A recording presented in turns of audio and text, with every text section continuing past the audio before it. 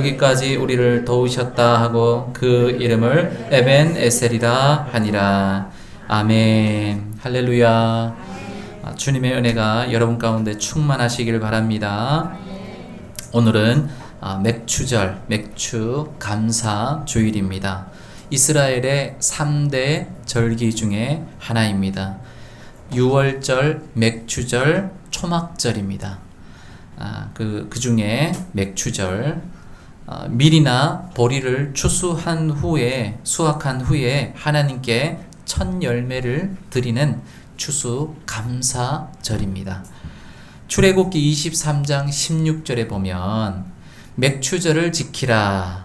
이는 내가 수고하여 밭에 뿌린 것에 첫 열매를 거두미니라. 이렇게 성경은 말씀하고 있습니다. 민수기 28장 26절에도 보면은 77절 처음 익은 열매를 드리는 날에 너희가 여호와께 새 소제를 드릴 때에도 성회로 모일 것이요 아무 일도 하지 말 것이며 이렇게 말하고 있습니다. 민수기 28장에서는 77절이다 이렇게 얘기를 하고 있는데 왜 77절이다 라고 얘기를 하냐면은 6월절이 지나고 7주일째 7주 그러니까 1주, 2주, 3주, 4주 이렇게 아주 7주째 지켰다라고 해서 77절입니다. 신약시대에는 6월절, 그러니까 이제 6월절 다음이 이제 무교절이 시작이 되거든요. 그래서 6월절 중에 누룩 없는 떡을 먹는 이 둘째 날부터 계수를 합니다. 이렇게 딱 이렇게 세워서 50일째예요. 50일째.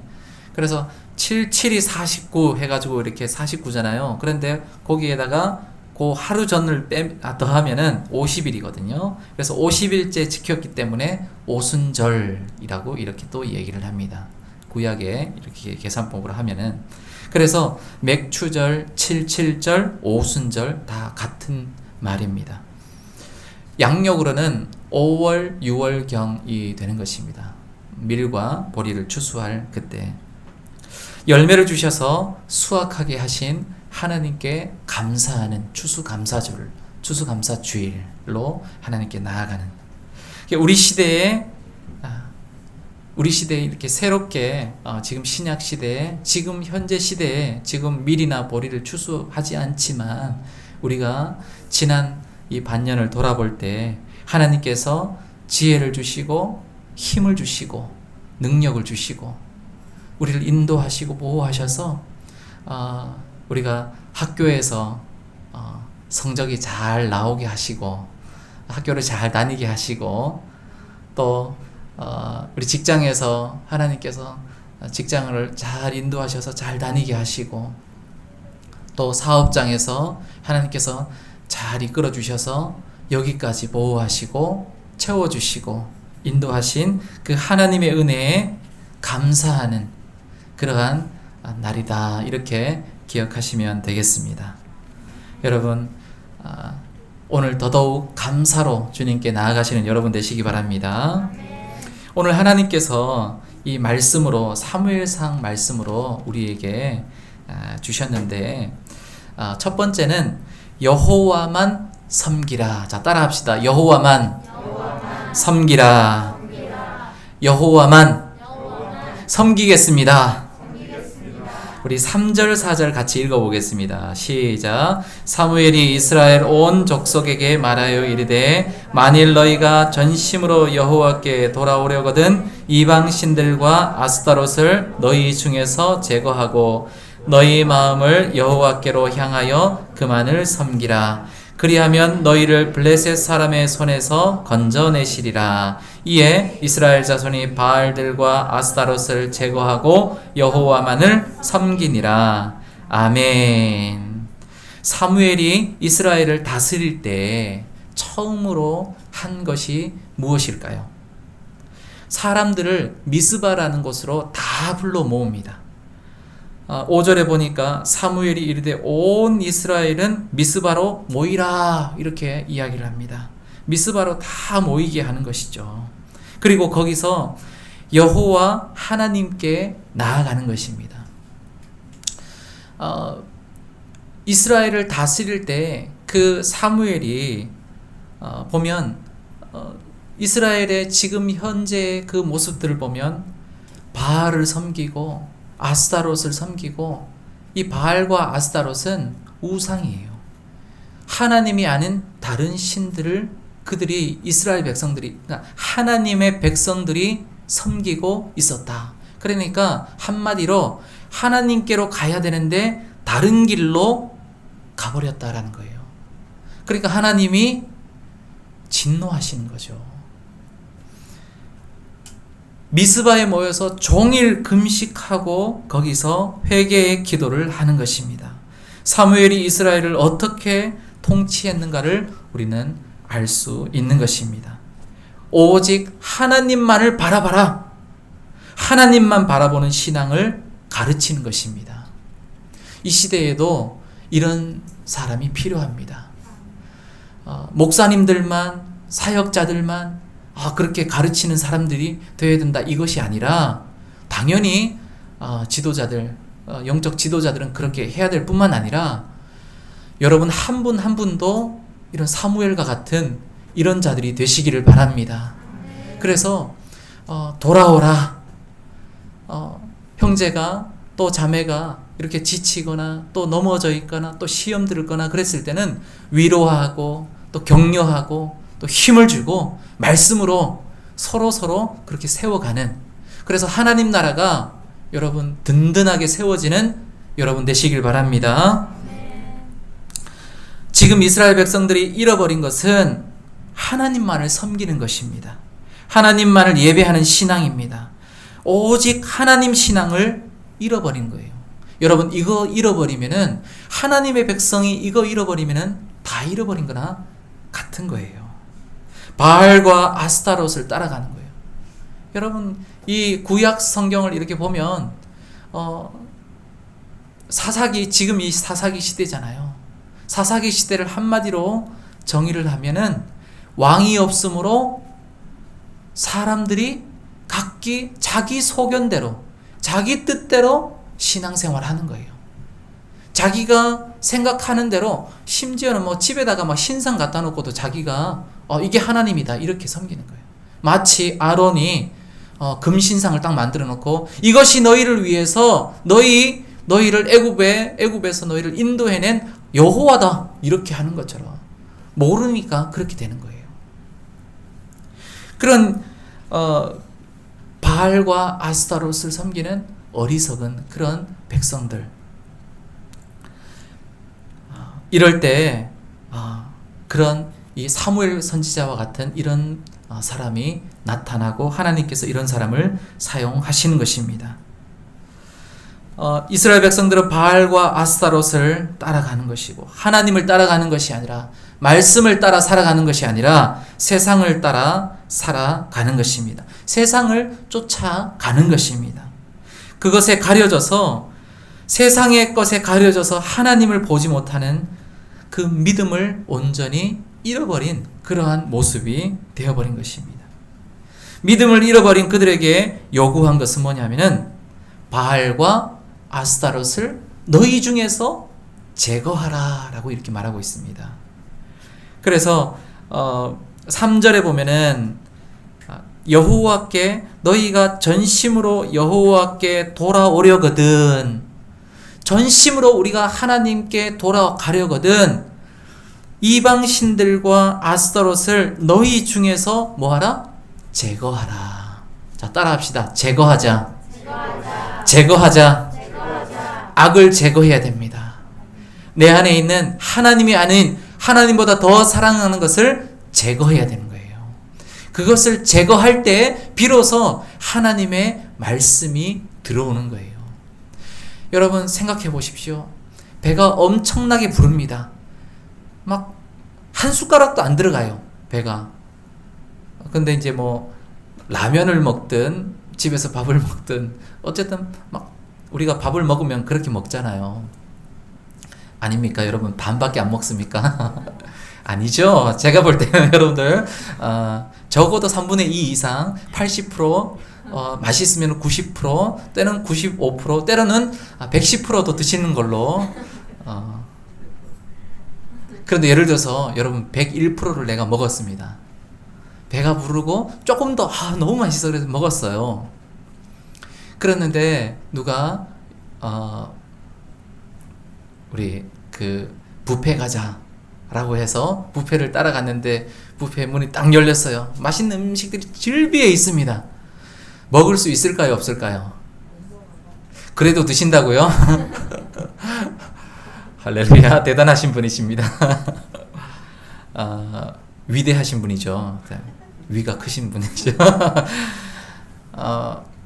먹을 수가 없죠. 먹어도 맛이 없는 거예요.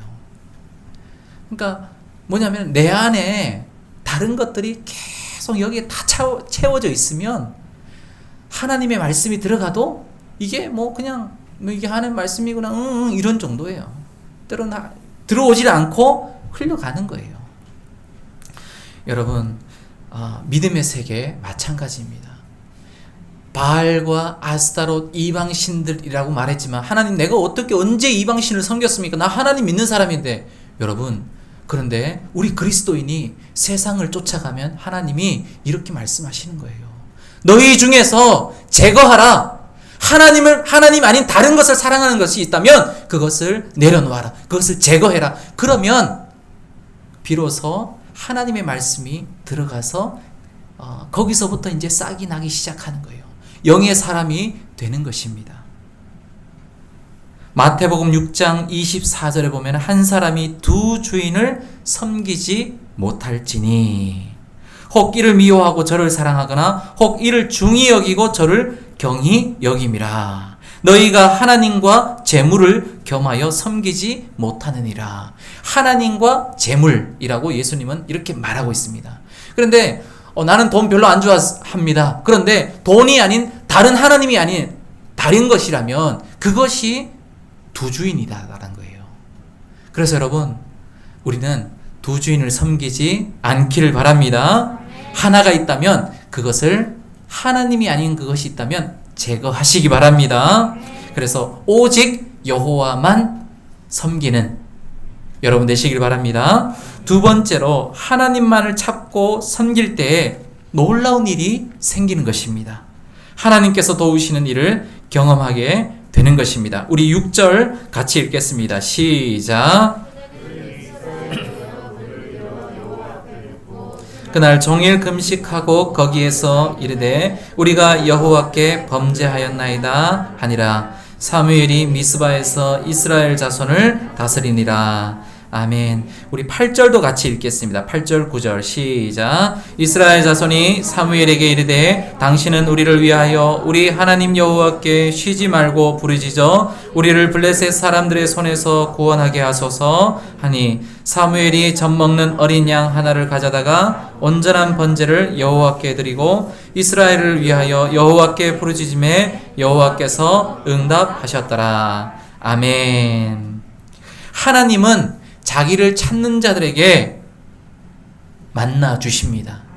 여러분 하나님이 만나시면 하나님 만나고 싶습니까?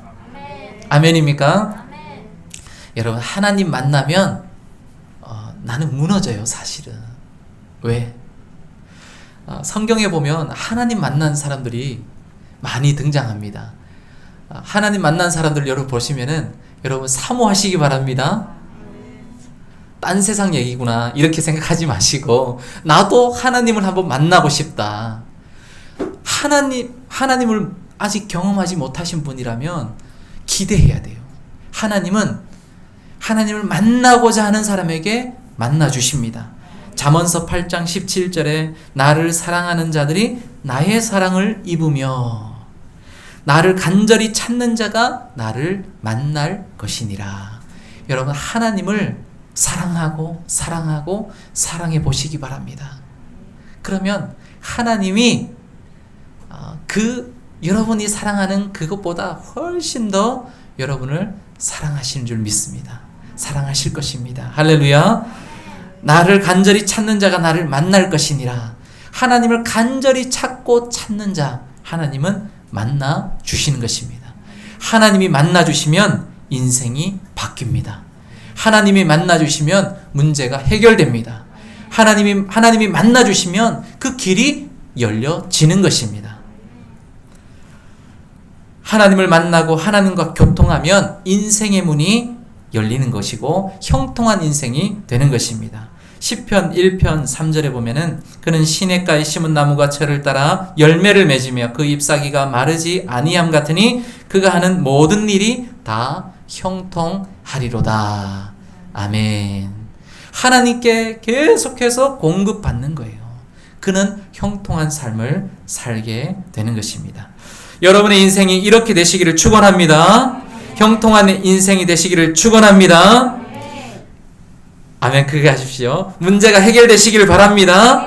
꼬인 것이 풀어지시기를 바랍니다. 막혔던 것이 뚫어지기를 바랍니다. 닫힌 문이 열려지시기를 축원합니다. 할렐루야. 여러분도 선포하시기 바랍니다. 인생, 신앙은 또 선포예요. 선포할 때 여러분 입술에 이 열매가 맺혀지는 거예요. 자녀들에게 선포하십시오. 뭐라고 선포하시면 너는 잘 될 거야. 너는 크게 된다. 할렐루야. 그렇게 선포하십시오. 그러면은 내가 대단한 사람인가? 그렇게 생각하겠죠. 그렇게 해서 여러분의 선포대로 하나님이 그 사람을 움직이고 아이를 만지시고 열어가시고 인도하시는 거예요. 할렐루야. 그리고 여러분 스스로에게 선포하십시오. 할렐루야. 여러분 잘 될 줄 믿습니다. 하나님 크게 사용하실 줄 믿습니다. 우리 인생은 연약합니다. 그런데 연약한 인생이 하나님과 완전히 붙어 있으면 하나님이 움직이시는 거예요. 연약한 이런 종이가 연약하잖아요. 이런 종이가 연약한데 이런 종이가 이 큰 이런 든든한데 딱 이렇게 붙어 있으면 여러분 완전히 여기 풀이 완전히 발라져서 이렇게 붙어져 있으면 이 종이는 종이가 아니에요. 그죠? 그냥 이 강대상이 되는 거죠. 이렇게 강한 존재가 되어버리는 거예요. 여러분 우리는 연약합니다. 나는 부족하고 때론 넘어지기도 하고 때론 실수하고 죄도 짓고 우리가 살아가는 날 동안에 보면 예수님이 안 오셨으면 어쩔 뻔했나. 한번 일주일 동안 돌아보십시오. 온갖 잡것들이 막 들어오고 나가고 막 이렇게 지나가는 거예요. 그걸 보면은 우리 인생은 죄악된 인생이구나 이런 것들을 느낄 때가 많습니다. 여러분 예수님께서 그런데 우리를 위해서 십자가에 달려 죽으셨습니다. 우리를 위해서 십자가에 죽으시고 부활 승리하셨어요. 사망 권세를 이기셨습니다. 할렐루야. 우리를 위해서 다 주셨습니다. 다 주신 분이 여러분 무엇인들 못 주겠습니까? 우리가 하나님께 붙어 있기만 하면 자 따라합시다. 하나님께 예수님께 붙어 있자. 우리 손바닥을 한번 이렇게 붙어 있자. 약합니다. 자 따라합시다. 예수님께 붙어 있자. 네, 할렐루야. 우리가 약하기 때문에 잊어버려요. 그래서 제가 막 이렇게 하고 막 따라하게 하고 왜 따라하게 하냐면 여러분 입술로 선포하는 거예요. 선포하는 것이 그렇게 중요합니다. 할렐루야. 아멘 하는 것도 중요합니다. 할렐루야. 우리 목양교회는 아멘 잘하는 교회입니다. 할렐루야. 시편 42편 5절에 보면은 다윗이 이런 고백을 합니다. 내 영혼아 내가 어찌하여 낙심하며 어찌하여 내 속에서 불안해하는가. 너는 하나님께 소망을 두라. 그가 나타나 도우심으로 말미암아 내가 여전히 찬송하리로다. 다윗이 어떤 자입니까? 믿음의 사람이었어요. 죽음이 바로 뒤에 쫓아오는데도 그는 어디를 바라봅니까? 죽음을 바라보는 것이 아니라 정말 그 엄청난 그 고난 속에서 시련 속에서 하나님을 바라본 거예요. 그러니까 하나님이 끌어가시는 거예요. 죽음이 바로 뒤에 쫓아와도 하나님만 바라보면 하나님이 그를 인도하시고 이끌어 주실 줄 믿습니다. 사무엘도 오늘 다 망해가는 이스라엘을 세우는 것, 오직 하나님만을 붙잡는 것밖에 없다는 것을 그는 알고, 다 모여라! 우리가 회개하자! 하나님께 나아가자! 호세아 14장 1절에 보면은 이스라엘아 내 하나님 여호와께로 돌아가자. 여호와께 돌아오라. 여러분, 하나님께로 돌아가시기 바랍니다. 오늘 본문 10절 보면 이렇게 말하고 있죠. 본문 7장 10절에 보면은 사무엘이 번제를 드릴 때 블레셋 사람이 이스라엘과 싸우려고 가까이 오매 그날에 여호와께서 블레셋 사람에게 큰 우레를 발하여 그들을 어지럽게 하시니 그들이 이스라엘 앞에 패한지라. 여러분, 이스라엘 사람들이 싸우는 것이 아니라 누가 싸웁니까? 하나님이 큰 우레를 발하여서 블레셋 사람들을 막 어지럽게 하는 거예요.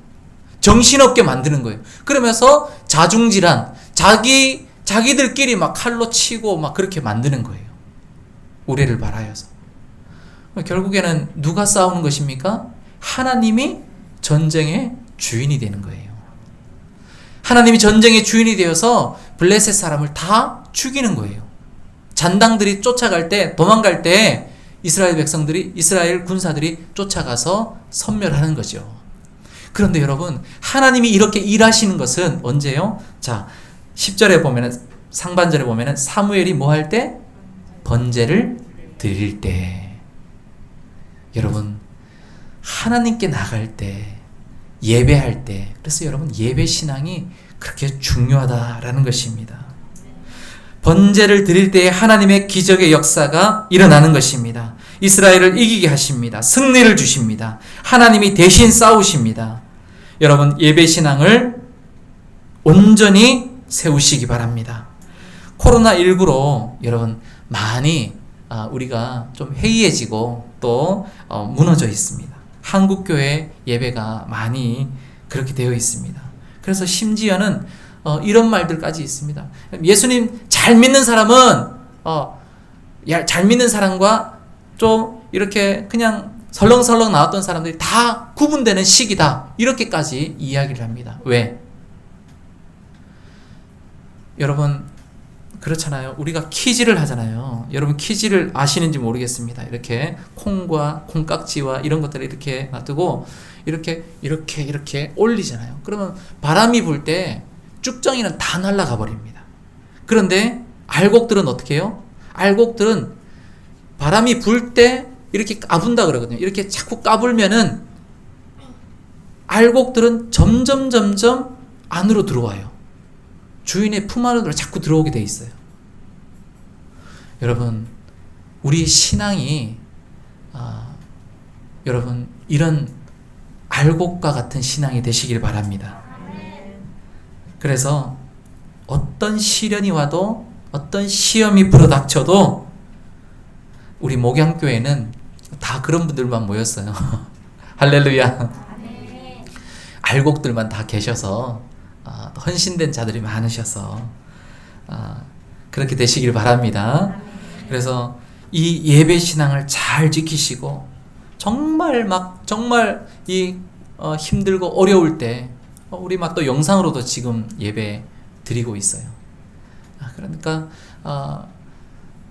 이제 저도 요즘에 뉴 노멀 이런 시대다 이렇게 이야기를 합니다. 뉴 노멀. 저는 뭔 말인가 이렇게 하는데 보니까 새로운 노멀이다. 그러니까 노멀이 보통이잖아요. 그러니까 일상이란 얘기예요. 그러니까 새로운 일상. 코로나19가 우리의 일상을 바꿔놨다는 거예요. 그래서 예배드리는 그런 환경도 바꾸어진 거예요. 그러니까 예배, 이렇게 코로나19니까 예배를 안 드리고 그냥 떠나버리자, 이게 아니라 새롭게 예배를 드리자라는 거예요. 마스크 끼고 나와서 손 소독하고 뭐 이런 것들, 이게 우리의 일상이 되어야 된다라는 거예요. 예배를 드리지 말자 이런 것이 아니라, 또 직장 다니지 말자 이런 것이 아니라, 다른 형태로 다른 모습으로 그것이 우리의 또 일상이 된다. 뉴 노멀 이런 시대. 그러니까 뉴 노멀 시대에 이 신앙을 어떻게 지켜 나가야 될 것인가.